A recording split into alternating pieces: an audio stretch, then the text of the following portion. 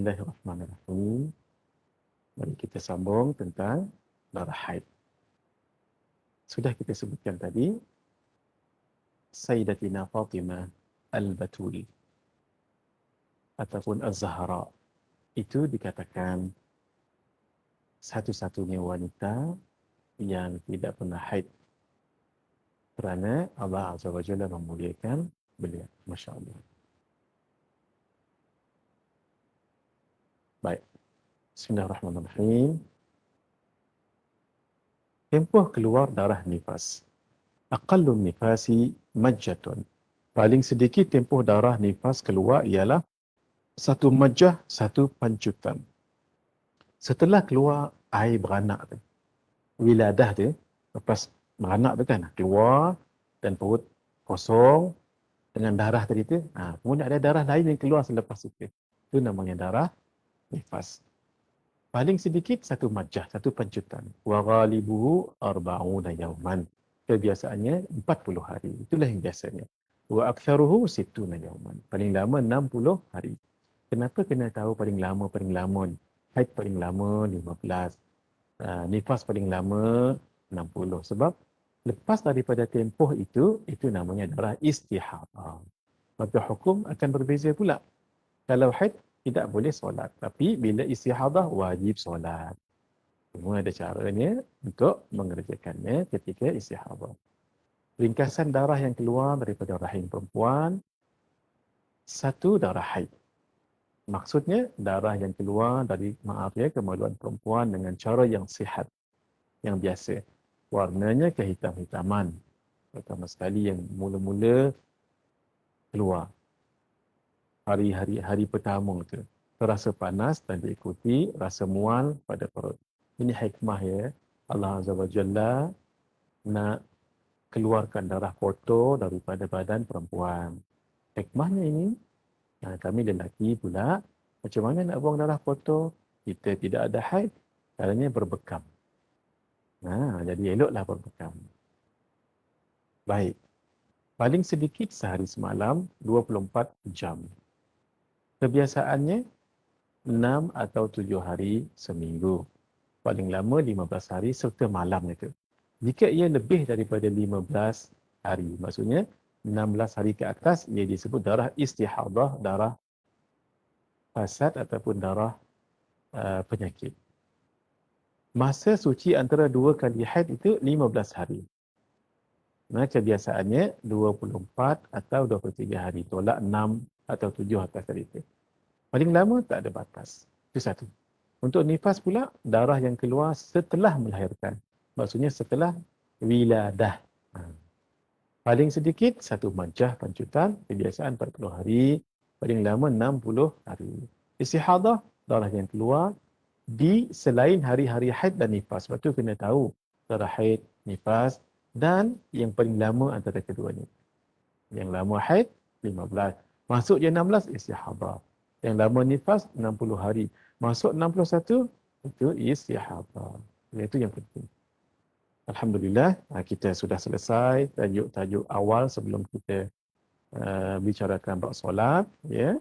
Sekarang kita masuk bab solat. Ataupun yang diterjemah dengan sembahyang. Pengertian solat atau solat sembahyang. Dari segi bahasa, doaun yang bermaksud doa atau permintaan. Perkataan salat dan kata terbitannya salatan itu adalah maksudnya hubungan. Silatun hubungan. Dari segi syarak, Imam Ar-Rafi'i mengatakan dalam mazhab kita Asy-Syafi'i bila disebut syaikhan di kalangan mazhab Asy-Syafi'i di kalangan mutaqaddimin itu merujuk pada dua orang imam. Al-Imam Ar-Rafi'i ini dan Al-Imam An-Nawawi. Kalau disebut syaikhan di kalangan mutaakhirin, ulama-ulama yang terkemudian merujuk pada dua orang imam. Al-Imam Ibnu Hajar Al-Haytami dengan Syekh Ramli As-Saghir. Maksudnya kalau mereka berfatwa, ambil fatwa mereka itu. Sebab mereka dipanggil ashabul wujuh. Orang-orang yang boleh diterima pandangan-pandangan mereka. Ya. Baik. Kata Imam Rafi'i, dia beza ya. Satu Imam Ar-Rifa'i. Imam Ar-Rifa'i itu imam dalam tariqah, tasawuf. Ini dalam fiqh. Kata beliau, aqwalun wa af'alun muftatahatun bit takbir wa mukhtatamatun bit taslim bi syurutil maqsusah. Perbuatan-perbuatan, maksudnya banyak. Dan perkataan-perkataan, maksudnya banyak. Sebutan-sebutan, bacaan-bacaan. Yang dimulai dengan takbiratul ihram, Allahu Akbar. Dan disudahi dengan salam, Assalamualaikum. Itu paling kurang. Berserta dengan syarat-syarat tertentu. Itulah namanya solat. Perkataan-perkataan, pergerakan-pergerakan dan ucapan-ucapan bacaan-bacaan. Itu. Tetapi ada satu kitab yang bagus untuk ustaz-ustazah, saya syorkan, miliki kitab ini. At-Taqrirat As-Sadidah. At-Taqrirat As-Sadidah. As-Sadidah, ya. Al-Habib Muhammad uh, Ibn Ahmad As-Saqqaf, kalau tak silap saya nama beliau, ya. Masih hidup, orangnya muda lagi. Alim, Masya Allah. Beliau kumpulkan pengajian-pengajian bersama dengan masyayikh. Antaranya yang terutama Al-Habib Zain Ibn Ibrahim Ibn Sumaid. Masih hidup lagi, Alhamdulillah. Sesepuh para habaib di Madinah. Al-Faqir secara peribadi pernah jumpa dengan beliau di Malaysia sekali dan di tempat kediaman beliau di Madinah. Tempat kediaman beliau dekat dengan Masjid Quba. Tak jauh daripada Masjid Quba. Ya? Alim, Masya Allah. Beliau dijuluki dengan dengan Asy-Syafi'i As-Saghir, Imam Syafi'i kecil pada zaman ini, zaman kita ni. Kerana beliau itu banyak, Masya Allah, mendalami fiqah, ilmu fiqah. Sehingga menghafal permasalahan-permasalahan yang halus-halus. Nah, sehingga beliau digelar sekarang dengan Asy-Syafi'i As-Saghir, Imam Syafi'i kecil. Gitu. Macam Al-Imam An-Nawawi. Ada seorang yang menggunakan nama Imam An-Nawawi juga, iaitu Syekh Muhammad Nawawi bin Umar Al-Bintani, yang mengarang kitab Nasaihul Ibad. Beliau mensyarahkan kitab Al-Munabbihat 'ala al-Isti'dad li Yaumil Ma'ad, karangan Al-Hafidh Al-Imam Ibn Hajar Al-Asqalani. Iaitu kitab ini. Tuan-tuan ada kesempatan pukul 9 malam di YouTube dan di Facebook Galeri Ilmu, saya sedang baca kitab ini sekarang, setiap malam. Setiap malam satu makalah. Dalam makalah tu ada 2 nasihat. Sekarang setiap makalah tu ada 3 nasihat sekarang. Masih berjalan, ya. InsyaAllah lihat malam ni dan malam seterusnya. Kalau tak silap saya sudah 43 siri dah. Alhamdulillah, sejak daripada awal Jun hari itu. Yang PKP yang ketiga dulu tu kan. Sampai sekarang. Setiap malam kami baca kitab ini. Jadi tuan-tuan bolehlah luangkan masa, ya, untuk sama-sama. Setengah jam saja. 9.15 hingga 9.45. Gitu. Bismillahirrahmanirrahim. Dalam kitab At-Taqrirat As-Sadidah, ini bagus dimiliki ustaz-ustazah, ya. Aqwalun wa af'alun muftatahatun bit takbir wa mukhtatamatun bit taslim ghaliban. Ini yang mahal ini. Perkataan-perkataan, perbuatan-perbuatan yang dimulai dengan takbiratul ihram, disudahi dengan salam, sama dengan takrif yang tadi, tambah satu lagi, ghaliban. Selalunya solat itu ada perkataan-perkataan, bacaan-bacaan, ucapan-ucapan, ada perbuatan-perbuatan. Biasanya menunjukkan ada juga tak biasa. Maksudnya tak biasa dengan perbuatan, tak biasa dengan pengucapan ataupun bacaan. Kenapa tu? Kita lihat. Ada solat yang ada perkataan aqwal, tetapi tidak ada perbuatan. Solat apa tu? Solat jenazah. Orang solat jenazah mana ada rukuk, mana ada sujud, berdiri gitu je lah. Ya, ada tak yang dibaca? Ada Fatihah, salawat, doa, salam. Sembahyang orang yang diikat badannya, kena ikat badan, tak boleh nak gerak. Bismillahirrahmanirrahim. Alhamdulillahi Rabbil Alamin. Allahu Akbar. Sami'allahu. Dah tangan kena ikat. Sembahyang orang yang sakit yang hanya mampu dengan hati sahaja. Hati je. Di tengah solat je. Ataupun pelepak mata je. Tak bergerak. Sekarang kita ubah pula. Ada solat yang ada perbuatan tapi tak ada pengucapan, tak ada bacaan. Sembahyang orang bisu. Masya Allah. Ini satu lagi. Tak ada perkataan, bacaan, tak ada perbuatan. Sembahyang orang bisu yang diikat badannya. Ataupun sembahyang orang bisu yang sakit. Yang hanya mampu menggerakkan hati. Yang solat dengan hati sahaja. Kaku dah gitu, dia tengah solat. Itulah. Yang disebut ghaliban tadi tu. Itu yang mahal. Tapi ini nadir-nadir. Ini namanya nadir.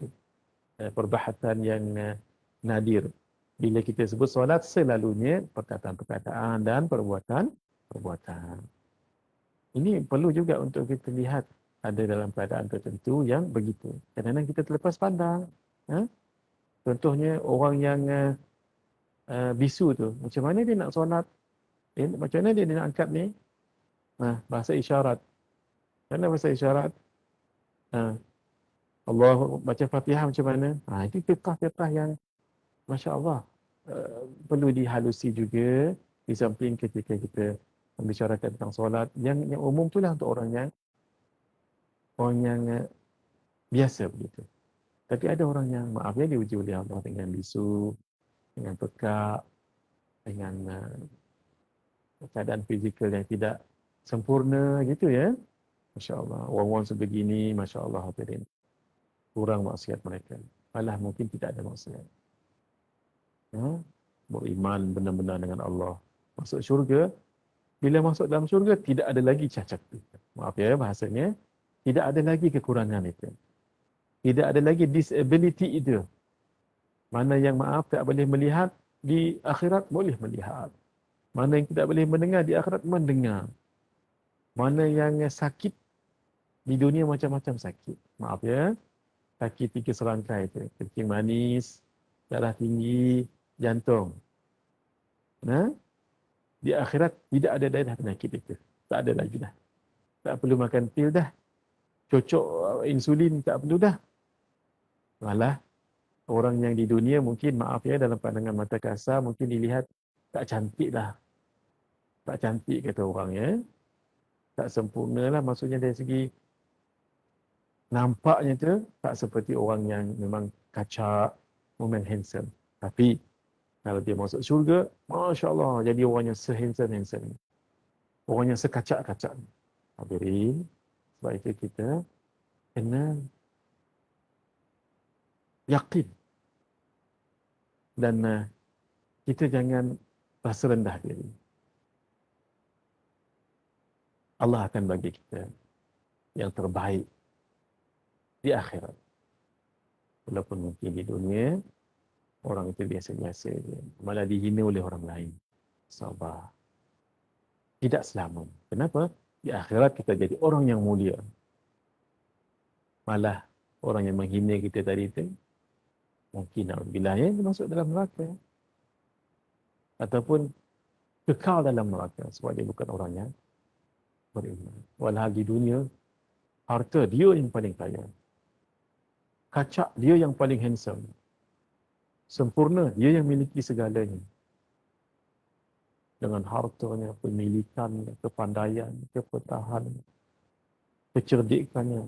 Apa tak ada pada dia. Satu yang tak ada, akidah. Bila akidah tidak ada, akidah zalik, faridina biha. Hadirin, peganglah benar-benar akidah kita ini sampai kita meninggal dunia, juga untuk keturunan kita. Jaga elok-elok. Yang namanya akidah Islam. Bismillahirrahmanirrahim. Pasal ke-22, keuzuran solat. Maksudnya boleh untuk tidak melakukan solat berdiri. Gitu. Bukan maksudnya boleh untuk tidak solat ketika itu. Tapi lepas tu kena solat, bukan maksudnya kena tinggal terus. Tidak ya. Keuzuran ini apa dia? Faslun a'dzarus salati ithnan. Keuzuran untuk solat ada dua. Satu an-naumu, tidak. Yang kedua an-nisyan, lupa. Nak buat macam mana? Dah tidak, nak buat macam mana? Tak berdosa sepanjang dia tidak. Tapi ketika dia bangkit, hendaklah dia segera solat. Lupa kata sembahyang subuh tadi. Tak apa. Lah kena sembahyang. Pasal dia lupa. Berdosa tak berdosa? Tak berdosa pasal dia lupa. Tapi dia kena wajib menunaikan solat. Setelah dia ingat, ya, tidak. Bangkit, bangun setelah tidur. Ingat setelah dia silakan. Silakan untuk solat. Tapi berdosa tak waktu dia tidak tadi tak solat? Tak berdosa. Berdosa tak sepanjang dia lupa tadi tak solat? Tak berdosa. Pasal ke-23. Syarat sah solat. Faslun syurutus salati thamaniyatun. Syarat-syarat sah solat ada 8 perkara. Taharatul hadathain, suci daripada 2 hadat. Wa taharatu 'anil najasati fi thawbi wal badani wal makan. Suci daripada najis yang ada pada pakaian, pada badan dan tempat.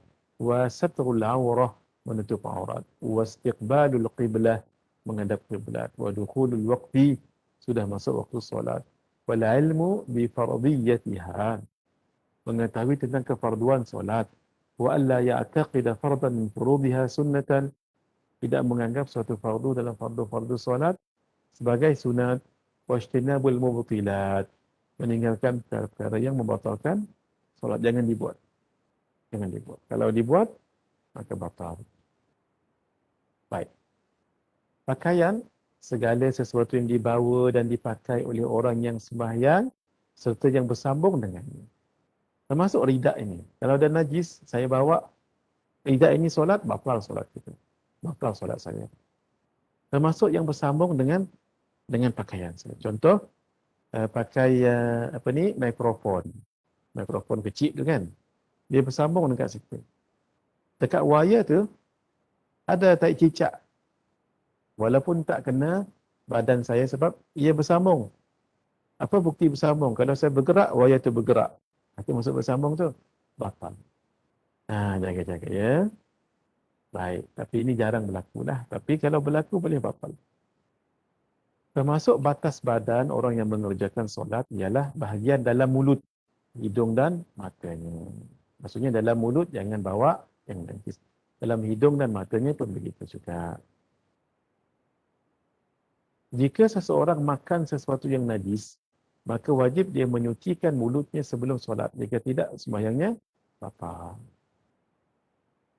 Tempat sembahyang dikira kawasan yang bersentuh dengan seseorang ketika dia berdiri, ketika dia duduk dan sujud. Kawasan yang luar daripada 3 keadaan ini dikira luar daripada tempat solat. Maksudnya begini, tempat solat bukanlah maksudnya sajadah tempat kita solat tu, tak. Yang dikatakan yang jangan ada najis kat situ. Apa dia? Tempat yang kita berdiri. Kalau kita berdiri, kan tapak kaki tempat kita tu kan, kawasan itu jangan ada najis. Kalau tempat kita berdiri, kita pun pijak najis, maka batal. Katalah kita berdiri, ada najis, tapi betul-betul sipi-sipi betul kat tumit. Kita berdiri ni. Dan ia di atas sajadah, tidak batal solat. Tu dia ingat ya. Tempat solat di sini bukan tempat solat kita tu. Bukan sajadah kita semuanya tu, tidak.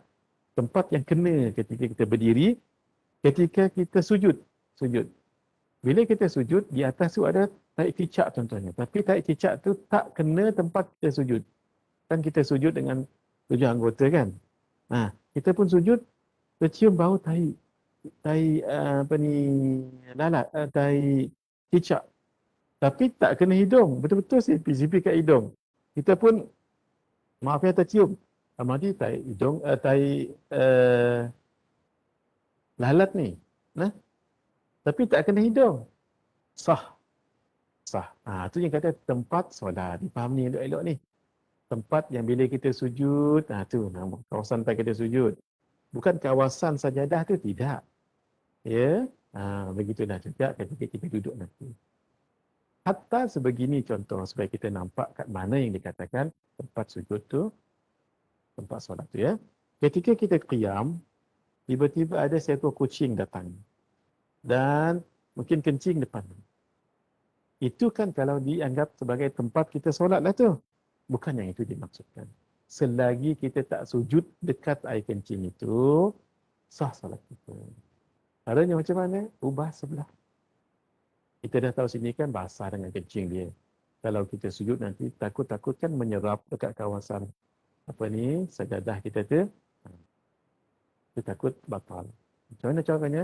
Step sebelah kanan, 1, 2. Ataupun sebelah kiri, 1, 2. Yang kaki kiri, kaki kiri dulu baru kaki kanan. Ataupun kalau sebelah kanan, kaki kanan dulu baru kaki kiri. Kita lari daripada kawasan. Kucing ni kejar pula, kencing pula kawasan tu. Lari lagi sebelah. Tapi jarang berlaku benda tu ya. Nadir jarang berlaku. Baik, sikit lagi 3 minit. Wasatrul aurati, pakaian yang menutup aurat ialah yang tidak menampakkan warna kulit dari jarak biasa ketika dua orang sedang bercakap. Nah, tak nampak kulit dia. Okey. Dalam arti kata lain, ia tidak nipis dan transparent. Tidak nipis. Kalau dia nampak bentuk badan, dilihat. Nipis tak? Kalau nipis, batal. Kalau tidak nipis, tebal. Tapi dia nampaklah ketap contohnya. Tidak batal, tapi kurang sempurna. Syarat menutup aurat berbentuk benda atau zat. Tidak cukup dengan sesuatu yang tidak ada zat. Dia mesti berbentuk ada atau zat. Kain ke, kotak ke, yang penting ada zat. Tidak cukup dengan sesuatu yang tidak ada zat seperti kegelapan malam. Malam gelap. Maaf ya, orang tu tak ada pakaian gitu. Dia pun solat batal. Sebab malam tu bukan pakaian, dia malam gelap itu. Sama juga dia kiaskan sembahyang, maaf ya, tidak berpakaian tapi tutup black out semua. Semua gelap. Mana Syekh ni tak ada? Rupanya dia tengah sembahyang, baca. Walaupun tak nampak aurat, yang menutup auratnya itu, di ketika itu bukan menutup aurat tapi tak nampak pandangan. Sebab gelap, disebabkan tak ada bulan malam tu, atau dia black out kan. Switch off semua tu. Nah, gitu. Dan pewarna gelap yang diwarnakan badan. Ini dalam fiqah memang begitu, supaya kita berfikir. Walaupun mungkin tak ada orang buat benda ni, tapi yang itu nama fiqah. Mendahului permasalahan-permasalahan itu, mungkin ada masa berlaku akan datang. Dicatnya badannya dengan warna hitam. Gelap habis. Kita pun tak tahu dia tu, datang tu. Gelap elok. Tak boleh. Sesuatu yang dipakai di badan. Itu. Tidak cukup berada di dalam kemah yang sempit. Kemah sempit. Tak cukup. Walaupun contohnya tak pakaian, tapi solat di kemah yang sempit. Tak cukup. Menutup aurat daripada dilihat. Menutup aurat daripada dilihat daripada sisi atau atas. Bukan daripada bawah. Karena itu, inilah juga aurat yang harus ditutup ketika sembahyang. Apa dia? Contoh orang tu solat. Maaf, orang lelaki ni pakai kain pelikat. Di tingkat 1, dia tak sedar lantai itu bukan lantai biasa konkrit. Konkrit juga tetapi bukan konkrit batu simen tu tapi kaca. Bila dia sembahyang atas tu, kaca, orang pun dongak ke atas, Allah. Apakah batal orang tu? Solat tu tak batal. Sebab dilihat daripada bawah. Bawah tidak membatalkan. Ya. Sama juga ketika dia sujud, orang tengok, nampak aurat daripada belakang dia.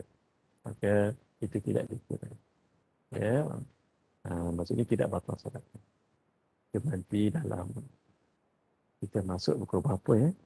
10.45. Setengah jam kita berhenti, rehat-rehat dulu. InsyaAllah kita akan sambung semula. Hadza wa billahi taufiq wal hidayah. Wassalamualaikum warahmatullahi wabarakatuh.